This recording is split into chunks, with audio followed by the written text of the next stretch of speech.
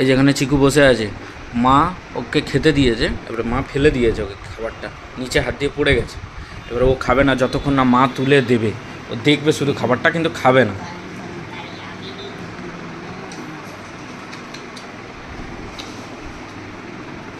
এত অভিমান কোথা দিয়ে আসে?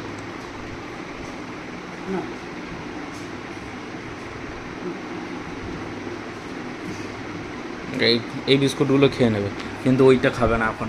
মা যতক্ষণ না হাতে তুলে খাওয়াবে ওকে ততক্ষণ খাবে না, কারণ ওটা ছুঁড়ে দেওয়া হয়েছে।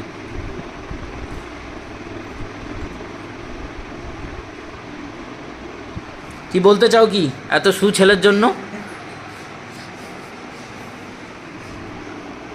ছুঁড়েও দেয়নি, হাত দিয়ে পড়ে গেছে।